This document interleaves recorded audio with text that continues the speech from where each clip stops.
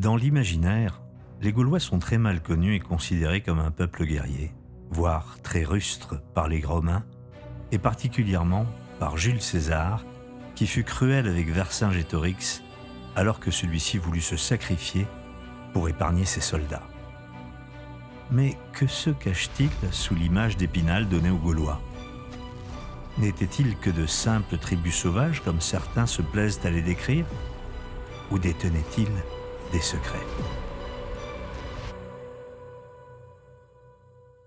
Les archives, relatées par certains auteurs du passé, nous offrent des récits différents de ceux qui nous sont présentés par les manuels d'histoire.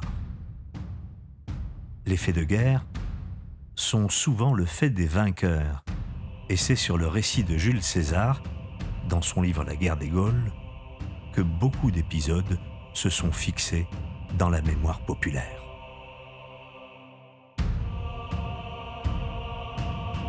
Le patrimoine culturel et religieux des Gaulois n'a intéressé que quelques historiens qui, pour certains, n'ont pas saisi le sens profond de leurs connaissances. Les druides se disaient hommes-serpents, c'est-à-dire forts de la sagesse ancestrale, appelée aussi sagesse occulte. Il y avait dans les tribus gauloises de vrais initiés qui transmettaient les perles de la connaissance universelle. Lorsqu'en 47 avant Jésus-Christ, Jules César prit la ville d'Alésia, il porta un coup terrible au grand mystère de la Gaule.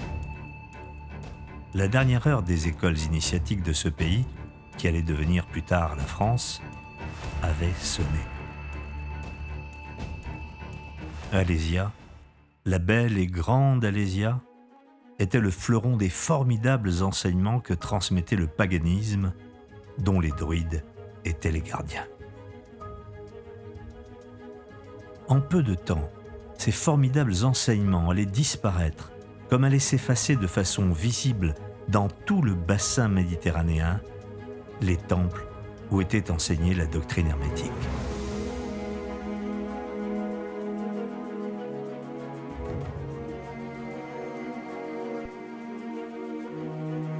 Les premiers coups de sa dernière heure sonnèrent en l'an 47 avant Jésus-Christ. Alésia, la fameuse ville de Gaule, la Thèbes des Celtes, si célèbre par ses anciens rites, fut l'ancienne métropole de la magnifique religion initiatique des druides et de la liberté de la Gaule. C'est durant le 1er siècle avant notre ère que les véritables enseignements au grand mystère prirent fin. L'histoire nous montre les peuples de la Gaule centrale se révoltant contre les assauts des Romains. Le pays fut soumis à César et la révolte écrasée, ce qui eut pour résultat le massacre de la garnison d'Alésia et de tous ses habitants, y compris les druides, les prêtres du collège et les néophytes.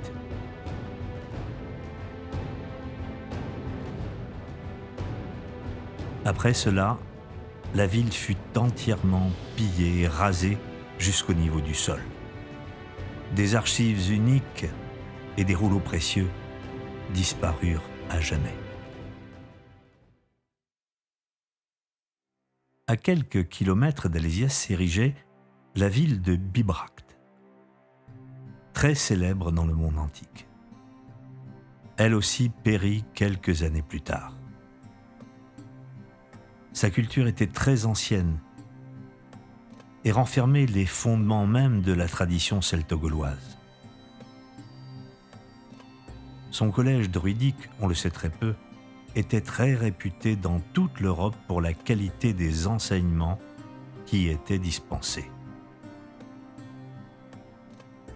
On peut même dire qu'avec les 4000 élèves qu'elle contenait, elle était le creuset européen des grands mystères de la connaissance, tout comme Thèbes l'était pour l'Égypte.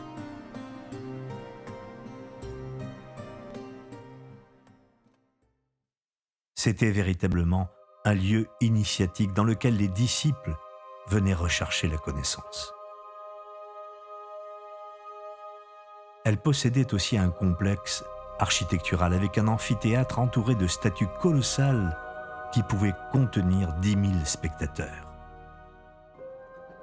Des fontaines, des bains publics, mais aussi des fortifications et des murailles dont la construction remontait à des temps très anciens. Elle fut pourtant saccagée et ses trésors occultes furent détruits par le feu. C'est dans cette ville, près d'Autun actuellement, que disparurent d'Europe les structures de l'initiation druidique. Rome, et surtout l'acharnement de César, avaient une mission occulte qui consistait à tuer l'initiation.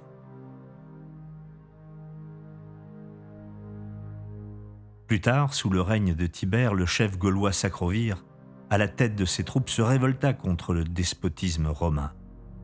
Il engagea la bataille avec rage, mais fut battu en l'an 21 de notre ère.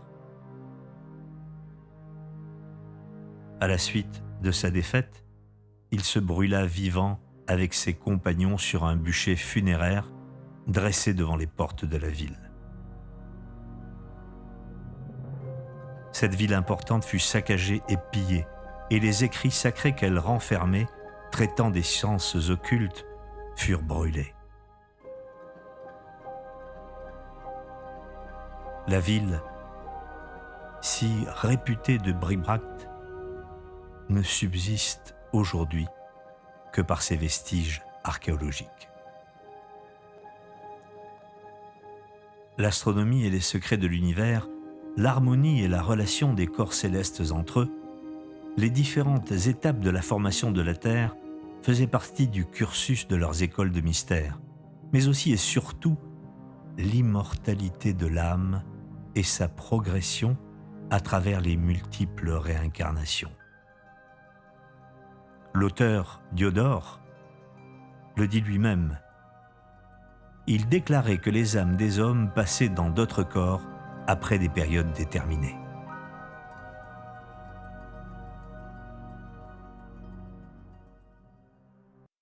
Dans leur forêt sacrée, les initiés se rassemblaient à l'heure de minuit pour apprendre ce que l'homme a été et ce qu'il sera. Ils étaient là, leurs têtes couronnées de chênes et leurs bardes sacrées, vêtues de robes blanches.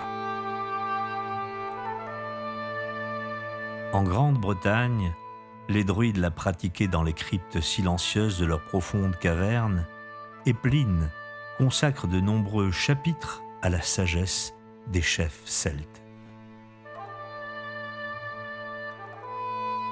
Les druides des Gaules, qu'on appelait sémotés, étaient à ce point instruits qu'ils enseignaient les sciences physiques aussi bien que les sciences spirituelles. La connaissance des druides était la même que celle que l'on trouvait dans le bassin méditerranéen à cette époque. Elle était issue d'un passé très lointain lorsque les rescapés atlantes immigrèrent en Europe et en Asie. Elle fut la tradition celtique et norroise transmise par Rham. Malheureusement, cet enseignement disparut après l'invasion romaine et aujourd'hui, comme partout ailleurs, cette connaissance ne se délivre plus sous les chênes sacrés ou dans les cryptes de jadis. Seul le souvenir de cette science des druides subsiste.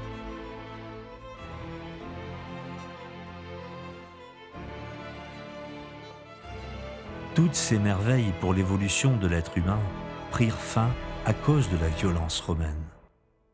Si l'on observe les couleurs des habits et des ornements des armées romaines, et celles bien plus tard, des siècles plus tard, arborées par les nazis, on y trouve des similitudes frappantes et les caractéristiques propres à l'ordre noir.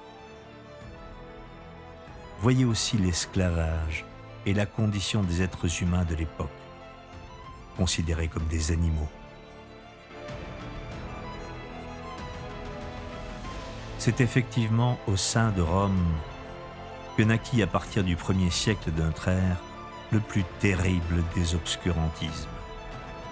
En effet, le druidisme authentique disparut, les gnostiques furent en grande partie décimés, le christianisme naissant infiltré, et les écoles d'Alexandrie et d'Athènes éteintes plus tard. Le glas sonna au 5e siècle de notre ère, car la doctrine hermétique n'était accessible qu'à de très rares initiés, et certains même payèrent de leur vie leur amour de la vérité. C'est pourquoi il est bon de se rappeler que l'Europe, et particulièrement la Gaule, furent un creuset des mystères antiques, véhiculés par le grand paganisme gaulois.